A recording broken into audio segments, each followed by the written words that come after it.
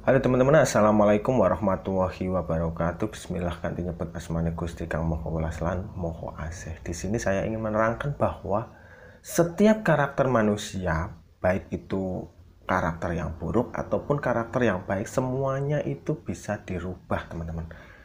Dirubah dengan cara apa? Merubahnya itu ada beberapa suatu lelaku tirakat maupun lelaku misalnya selamatan atau lelaku hal-hal tertentu untuk mencapai suatu ciri atau suatu titik karakter yang menjadi berubah atau berkebalikan. Bahkan orang yang baik sekalipun, jika mereka berlaku sesuatu yang kurang baik, maka mereka karakternya akan menjadi kurang baik. Dan bahkan orang yang baik, ketika mereka berlaku tidak baik, maka karakternya akan menjadi tidak baik. Mereka itu berkebalikan, yang baik bisa menjadi tidak baik dan yang tidak baik bisa menjadi baik. Dan ada suatu penelitian, teman-teman, suatu karakter itu bisa dibentuk dengan sistem selama minimal 23 hari sampai 30 hari pertama. Jika orang-orang tersebut itu berhasil merubah karakter dalam waktu tersebut, 20 sampai 30 hari ini, 21 ini, mereka akan menjadi orang yang seperti diinginkan. Maka tidak heran jika orang-orang berguru atau mencari guru atau mondok atau melakukan suatu tirakat, mereka cenderung membatasi minimal 21 hari. Ini adalah untuk membentuk habit atau membentuk suatu karakter yang baru. Bahkan di dalam Islam sebenarnya itu ada suatu laku tirakat yang sudah diberikan, dan ini cenderung diiringi oleh orang-orang dari negara lain atau agama-agama lain, yaitu puasa bulan Ramadan. Ini adalah suatu puasa yang komplit, di mana ketika orang berpuasa, mereka akan mengontrol pikiran, nafsu, dan hati mereka. Tujuannya untuk mengontrol pikiran, hati, dan nafsu ini adalah menjadi orang yang baru, menjadi orang yang baik. Akan tetapi terkadang kita itu melupakan puasa Ramadan.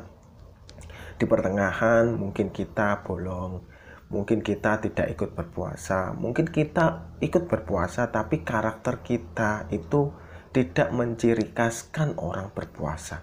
Pikiran kita tetap buruk, mulut kita tetap buruk, hati kita tetap buruk, bahkan nafsu kita tetap buruk. Ini adalah hal-hal yang berkaitan dengan puasa. Akan tetapi setiap orang yang berhasil, mereka cenderung itu dihadiahi sebuah wahyu, di mana ketika orang bertirakat puasa selama 30 hari di bulan Ramadan, ini kan dijanjikan wahyu Lailatul Qadar. Dan cenderung orang yang mendapat wahyu ini kan sama dengan melakukan ibadah 1000 bulan. Janji Allah kan seperti itu. Akan tetapi yang paling penting itu bukan janji tersebut, tapi yang paling penting kita adalah memperbaiki diri kita terlebih dahulu. Memperbaiki diri kita, menjadikan diri kita berubah dari yang mungkin dulunya buruk menjadi orang yang lebih baik. Jangan sampai kita yang dulunya baik menjadi orang yang lebih buruk. Hati-hati teman-teman. Karena kadang orang itu merasa dirinya baik, dirinya suci, dirinya tinggi. Akan tetapi karena hati yang tidak baik inilah, semua ibadah-ibadah yang dia lakukan itu bernilai nol atau kosong atau percuma. Dan bahkan ada orang yang buruk, tapi mereka menganggap bahwa dirinya itu penuh dosa, dirinya harus bertobat, dirinya harus berubah. Maka dengan keadaan inilah, justru orang yang buruk itu akan menjadi orang yang lebih baik dari orang yang sebenarnya tadi itu berkelakuan baik, tapi hatinya yang buruk. Ingat teman-teman, hidayah atau suatu perbuatan yang baik itu bukan kita yang kontrol. Kita tidak memiliki kuasa atas hal apapun.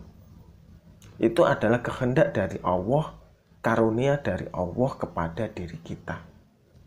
Coba kita lihat, orang-orang yang berbuat jahat itu cenderungnya itu kenapa?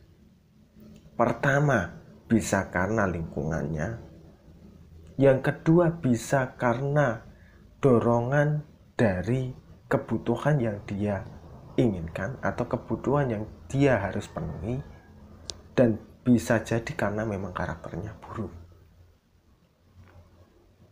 Dan semua itu banyak cerita orang-orang yang dulunya buruk itu menjadi orang yang baik, menjadi orang yang suci, bahkan menjadi wali.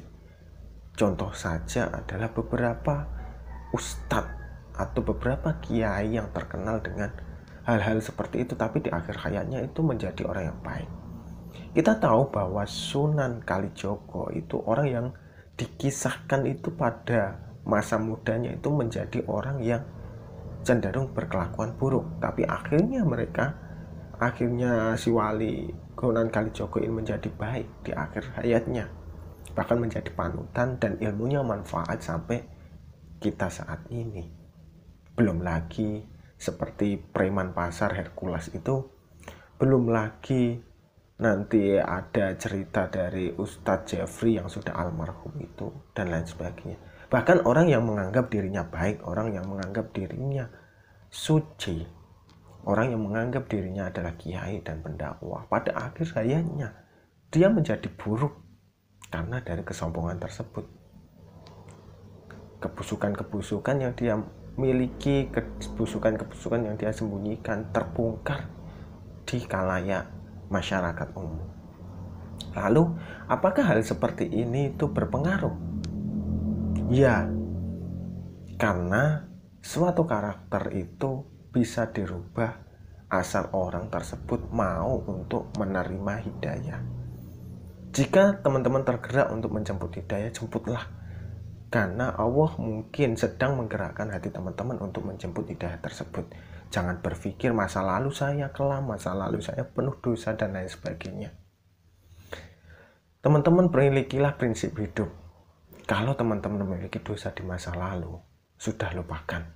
Jangan berpikir masa lalu. Begitupun ketika teman-teman mempunyai kebaikan di masa lalu, sudah lupakan, jangan berpikir kebaikan di masa lalu.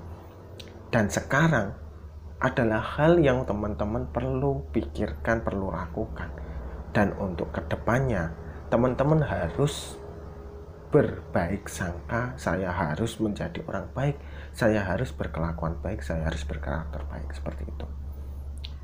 Jangan lupa teman-teman untuk melakukan perubahan, men-challenge diri teman-teman dalam berpuasa atau dalam hal bertirakat atau dalam hal berspiritual selama 21 hari atau 30 hari dengan penuh, dengan yakin. Jangan sampai bolong, jangan sampai teman-teman mencapai hal yang teman-teman rasa susah.